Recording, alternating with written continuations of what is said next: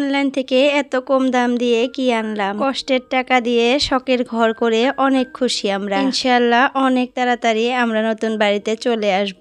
আর আপুরা তোমরা নতুন বাড়ির ভিডিও খুব তাড়াতাড়ি দেখতে পারবে। আল্লাহর উপরে ভরসা রাখছি, হয়তো আল্লাহ খুব তাড়াতাড়ি এই বাড়িটাতে নিয়ে আসবে। আসসালামু আলাইকুম আমার প্রিয় আপুরা, তোমরা কেমন আছো? আশা করতেছি ভালো আছো।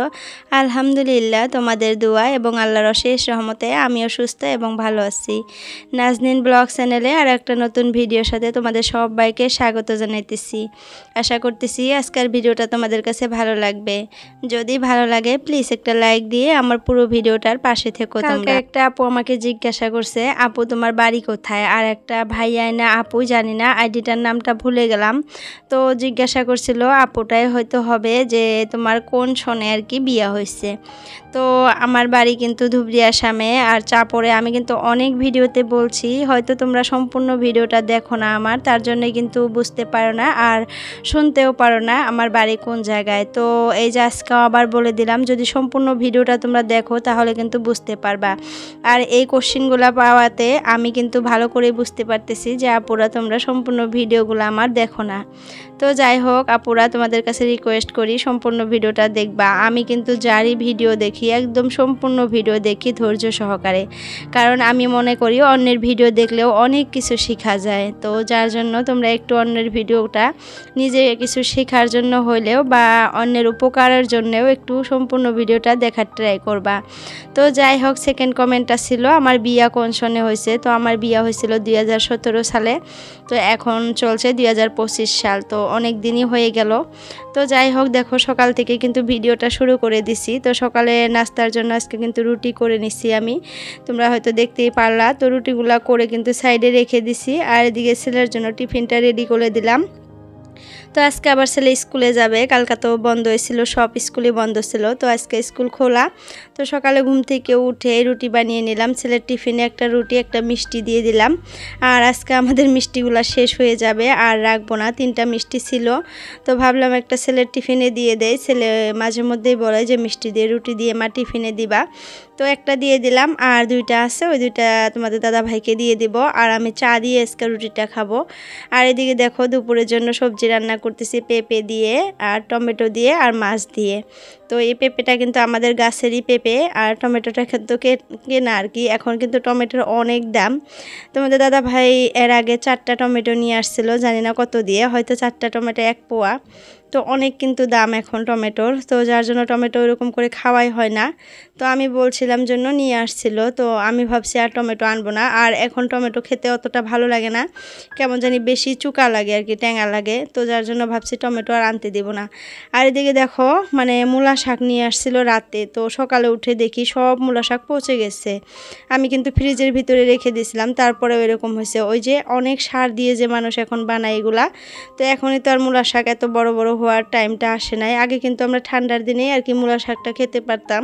তো এখন কিন্তু সব সময় সব সবজি পাওয়া যায়। তো এই সবজিগুলা কিন্তু মানুষ বানায় অনেক পরিমাণে মেডিসিনের দ্বারা, মানে সারের দ্বারা। তো যার জন্য কিন্তু এই সবজিগুলা অনেক দিন, মানে 2-3 দিনের থেকে তার থেকে বেশি আর কি থাকে না। যতই ফ্রিজে রাখো, যতই ভালো করে ফ্রোজেন করে রাখো, তারপরেও দেখা যায় যে একদম নষ্ট হয়ে যায়। কিছু কিছু সবজি আছে এরকম হয়।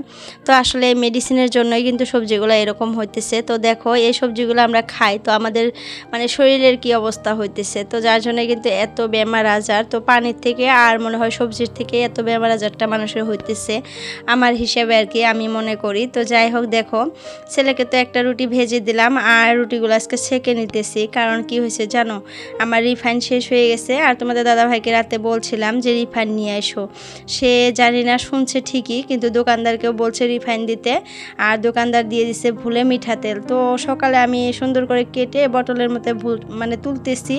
তো তারপর দেখি যে মানে একদম গাঢ় কালার, মানে কফি কালার, লাল টিকটিকা। রিফাইন তো একটু হোয়াইট হোয়াইট হয় না। তো তারপর আমি ভাবলাম যে এটা তো মানে মিঠা তেল। তো তোমাদের দাদাভাইকে বললাম যে এখন রুটি কি দিয়ে ভাজবো, তুমি তো আবার মিঠা তেল নিয়ে আসছো, মিঠা তেল তো আছে আবার মিঠা তেল নিয়ে আসছো। তো সে বলতেছে যে ভুলে দোকানদার দিয়ে দিছে, আমি রিফাইনের কথাই বলছিলাম কিন্তু তারা মিঠা তেল দিয়ে দিছে। তো এখন তো কেটে মানে তুলে নিছি, আর মিঠা তেল তো সবসময় লাগেই। তো আমার মিঠা তেল অনেকখানি আছে, আরও একটা বোতল আছে, আমি 2টা বোতলের মধ্যে ভরে নেই। তো যাই হোক থাক, ওটাও আমার ভরে নিলাম। এটা আবার মানে মিঠা তেলটা অনেক দিন যাবে, আমার 2 কেজি মিঠা তেল হয়ে গেল। আমার 1 কেজি মিঠা তেল 10 দিন 12 দিন বা 15 দিনও আমি নিতে পারি। আর 1 কেজি রিফাইন মানে 1 কেজি মিঠা তেল 1 কেজি রিফাইন মিলে দুইটা মিলে 15-16 দিন আর কি যায়। তো যাই হোক দেখো, এদিকে তোমাদের দাদাভাই চা খেয়ে নিল, এই যে আমিও খাইতে বসে গেলাম।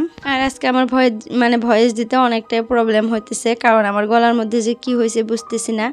একটু পরে পরে কেমন জানি আপসা আপসা হয়ে আসতেছে ভয়েসগুলা। তো একটু করে কেটে কেটে দিয়ে আবার ভয়েস দিতেছি। তো একটু একটু কাশি হয়েছে, তার তো কাশতে ইচ্ছা করে, গলার মধ্যে চুলকায়, আর ওই যে ভয়েস দিতে একটু অসুবিধা হয়। তো যাই হোক, মূলা শাকগুলো দেখো আধা ফালাইয়া দিলাম আর আধা কেটে ধুয়ে পরিষ্কার করে নিয়ে ভাজি বসিয়ে দিলাম। মূলা শাকটা ভাজলাম আর একটা সবজি বানাইলাম। তো সবজিগুলো কিন্তু 2 বাটিতে বেড়ে নিছি, একটা রাতের জন্য রেখে দিলাম। আর আমি সবসময় কিন্তু সবজি রান্না করলে একটু বেশি করে করি, রাতের জন্য রেখে দেই, আরও রাতে একটা কিছু করে নেই, ভাজি টাজি করে নেই, হয়ে যায় খাওয়া। তো যাই হোক দেখো, মেয়ে এদিকে দেখি ঘুম থেকে উঠে সুন্দর করে খেলতেছে বিছানায়। তো এসে একটু আদর করতেছি, কোলে নিয়ে বসে আছি একটু। আর এরকম করে আদর করলে সে খুব খুশি হয়। আর এটা আমি আরও বহুত মোবাইলেও দেখছি যে ছোটো বাচ্চার টেক কেয়ারের মধ্যে আর কি যতগুলো ভিডিও আছে আর কি, ঘুম থেকে উঠে সকালে বাচ্চাদেরকে, সকালে হোক দুপুরে হোক, যখনই বাচ্চারা ঘুম থেকে উঠে একটু আদর করতে লাগে। তো যাই হোক, সেটা করার চেষ্টা করি। কত টাইমে দেখা যায় আমি কাজের ব্যস্ততায় অতটা পারি না, আবার কত টাইমে নিয়ে একটু বসে থাকি। আর সকাল টাইমটা সে ঘুম থেকে ওঠার পর আমার কেমন জানি তাকে আদর করতে ইচ্ছা করে, মনে হয় যে কতক্ষণ থেকে তাকে দেখি না, তার ওই যে সারা রাত ঘুম পারি, তো সকালে উঠে একটু ওরকম আর কি ফিল হয়। তো একটু আদর করি, কোলে নিয়ে থাকি, তো ভালো লাগে।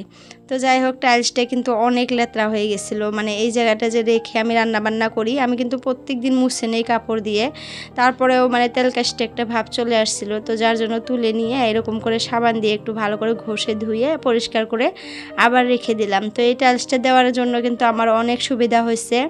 আগে কিন্তু এই টিনটা অনেক নোংরা দেখা গেছে, কালো কালো হয়ে গেছিলো। তো এই টাইলসটা বুদ্ধি করে দিছি, এখন কি সুন্দর পরিষ্কারও দেখা যায়। আর মাঝে মধ্যে তুলে আবার পরিষ্কার করে ধুয়ে রেখে দিতে পারি, ভালো লাগে। তো যাই হোক, হয়তো আর 2-3 মাসের মতো এই রান্নাঘরটাতে রানবো, 2-3 মাস জানি না, কিন্তু বললাম হয়তো তার আগেই আমরা নতুন বাড়িতে চলে যাব। তো এই বাড়িটা রেখে ওই বাড়িতে যেতে কিন্তু খারাপ লাগে, এই বাড়িটার জন্য অনেক মায়া লাগে। তো তারপরেও ভাবি যে বাবার বাসায় 20-25টা বছর থেকে তারপরে আবার হাজব্যান্ডের বাসায় চলে আসছি, সেখানে তো জন্মদাতা মা বাবা সবাইকে রেখে চলে আসছি। যদি সেটা চলে আসা থাকতে পারতেছি, তাদেরকে রেখে আসা হাজব্যান্ডের বাসায় থাকতে পারতেছি, তাহলে এই বাড়িটাও রেখে ওই বাড়িতে যাইয়াও হয়তো থাকতে পারবো। কয়দিন একটু মায়া লাগবে, খারাপ লাগবে, তো তারপরে থাকতে হবে।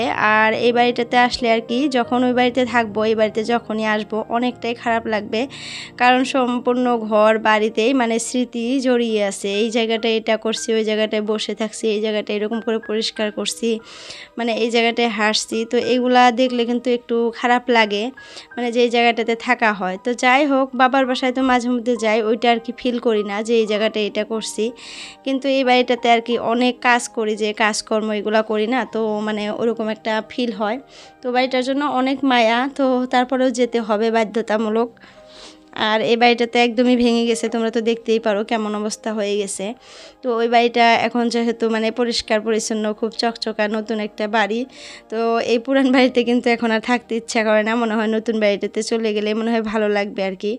আর মনের মধ্যে একটা আনন্দ আর কি, ফুর্তি, যে নিজের কষ্টের টাকা দিয়ে এত সুন্দর করে ঘর করছি, ওইটা কিন্তু আরেকটু বেশি আলাদা একটা কি আর বলবো, ওইটা কিন্তু আলাদা একটা ফুর্তি। তো যাই হোক দেখো, আমি কিন্তু একটা জায়গায় যেতেছি, তো এটা কিন্তু নতুন ভিউ তোমরা দেখতে পারলা, আমাদের বাড়ির পাশের বাড়ি আর কি। আমি যেতেছি জবা ফুলের পাতার জন্য, আর অ্যালোভেরা গাছের একটু ডাল নিব। কারণ কি জানো, আমার মাথায় না অনেক চুলগুলা হেয়ার ফল হইতেছে, মাঝে মধ্যে দেখি যে শ্যাম্পু করলে অনেকগুলা করে আর কি চুল পড়ে যায়। তো আমি কিন্তু আগে মেহেন্দি, তারপরে যে মেহেদি যে কয় গাছের পাতা, তো সেটা জবা ফুলের পাতা, একটা পেঁয়াজ আর একটু হলো অ্যালোভেরা দিয়ে সুন্দর করে গ্রাইন্ডার করে মাথার মধ্যে লাগিয়ে নিতাম। দেখা যেত যে চুল উঠতো না, আবার চুলগুলা খুব সুন্দর হতো, অনেক তাড়াতাড়ি লম্বা হতো, আবার অনেক শক্ত হয়ে যেত চুলের গোড়াটা, চুল উঠতোই না, আর চুলগুলা কি সুন্দর একটা কালার হতো মেহেন্দির জন্য। তো যাই হোক, এটা আবার অনেক দিন পর আজকে করতেছি। কালকে একটা ভাতিজিকে বলছিলাম যে কয়টা মেহেন্দির পাতা এনে দিও, তো সে এনে দিছে। তো জবা ফুল গাছের থেকে কয়টা পাতা নিলাম, আর একটা ডালও নিয়ে নিলাম, বাড়িতে লাগাবো, তো যার জন্য। আর আর এখান থেকে দেখো অ্যালোভেরা নিলাম। তো আমাদের বাড়িতে কিন্তু অ্যালোভেরা নাই, এই বাড়িটাতে ছিল, তো 2-3টা ডাল নিয়ে নিলাম। তো এই জিনিসগুলা কিন্তু হেয়ার ফলের জন্য অনেক উপকারিতা, তোমরাও লাগাইতে পারো। এই যে মেহেন্দির পাতা, তো মেহেন্দির পাতা, জবা ফুলের পাতা, অ্যালোভেরা, পিঁয়াজ, এগুলো কিন্তু মাথার চুলের জন্য অনেক ভালো। তো আমি কিন্তু অতটা জানি না এগুলার বিষয়ে, কিন্তু মাঝে মধ্যে লাগাই যে সেই জন্য। তো যাই হোক, দেখো এইদিকে না আমি ওগুলা গ্রাইন্ডার করে রেখে দিয়ে তারপরে দেখো মিস্ত্রিদের জন্য চা রেডি করলাম। তো চা বানানো বসিয়ে দিছি আর কি গ্যাসের উপরে, আর এদিকে সব কিছু রেডি করে নিছি। আর এই যেটাতে দেখতেছো এগুলা কিন্তু ওই মেহেন্দির পাতাগুলা আমি গ্রাইন্ডার করে এখানে রেখে দিছি। ভাবলাম যে মিস্ত্রিদেরকে আগে চা দিয়ে তারপরে মাথার মধ্যে লাগিয়ে নিই।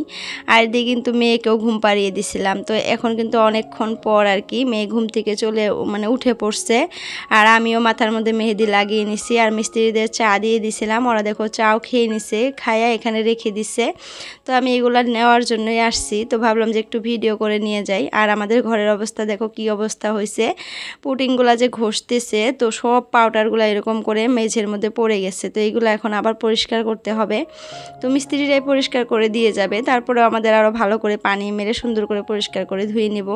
আর আমাদের মেন দরজাটা কিন্তু এরকম, আমি আগে কোনোদিন শেয়ার করি নাই, আজকে ফার্স্ট শেয়ার করলাম। হয়তো মেন দরজাটা আর কি ভিতর থেকে দেখতে এরকম লাগে, বাহির থেকে হয়তো দেখছো তোমরা, কিন্তু ভিতর থেকে আজকে দেখাই দিলাম। আর আমার মাটা দেখো কত খেলতেছে এগুলার মধ্যে আর কি, পাউডারগুলার মধ্যে এরকম করে হাঁটতেছে, রাস্তা বানাইতেছে, অনেক খুশি। আর তার অবস্থা দেখো কি অবস্থা হয়ে গেছে, একদম নোংরা হয়ে গেছে। আর আসলে আমি খেলতে দিছি আর ভাবছি যে বাড়িতে নিয়ে গোসল করাইয়া দিব। এখন 12টা বাজে, ঘুম থেকে উঠে পড়ছে যেহেতু, আর আমি কিন্তু ভাতও রান্না করে নিছি। তো যাই হোক, দেখো বারান্দাটা কিন্তু অনেক বড়, আমাদের বারান্দাটাও, এখানেও অনেক কিছু রাখতে পারবো আর কি। তো এই যে গ্রিল লাগানো আছে সামনে, আর এই যে মেয়ে দেখো খেলতেছে কিভাবে। আর আমার সোনামাটা এই বাড়িটাতে আসলেও অনেক খুশি হয়, আর একটা কাজ করে কি জানো, সে পেশাব করে দেয়। তো যাই হোক, সেখান থেকে চলে আসা মেয়েকে গোসল করিয়ে আমি গোসল করে ভাত টাত খেয়ে ঘুমিয়ে পড়ছিলাম। এখন প্রায় 4টার মতো বাজে। তো দেখলাম যে পার্সেল আসছে। আমি আসলে অনলাইনে যে একটা জিনিস অর্ডার করছিলাম, একটা না 2টা, তোমাদেরকে কিন্তু এর আগের ভিডিওতে বলছিলাম যে আমি অনলাইনে 2টা জিনিস অর্ডার করছি, তো আসবে হয়তো। তো এই যে দেখো আজকে একটা আসছে আর কি, একদম কম প্রাইসের মধ্যে। এটা প্রাইস নিছিল প্রায় 216 টাকা। একটা বিছানার চাদর আর 2টা কিন্তু বালিশের ওয়ারও আছে, বালিশের কভার আছে। তো বিছানার চাদরটা দেখো মোটামুটি বড় আর অনেক সুন্দর লাগছে, যেরকমটা আর কি দেখছিলাম আমি ফটোর মধ্যে ওরকমই আসছে, একদম সেম টু সেম আসছে। কিন্তু এই বিছানার চাদরগুলা কিন্তু গরমের দিনে আর কি বিছানায় পারা যায় না, কারণ অনেক গরম লাগে। এগুলা কিন্তু একটু পিছলা পিছলা টাইপের, এগুলা জাস্ট দেখতেই ভালো লাগে, পেরে রাখলে দেখতে ভালো লাগে বিছানায় চাদরগুলা। তো এটা ভাবছি যে যখন নতুন বাড়িতে যাব, আমাদের ড্রয়িং রুমে যে বিছানাটা থাকবে সেখানে আমি পারবো, দেখতে ভালো লাগবে।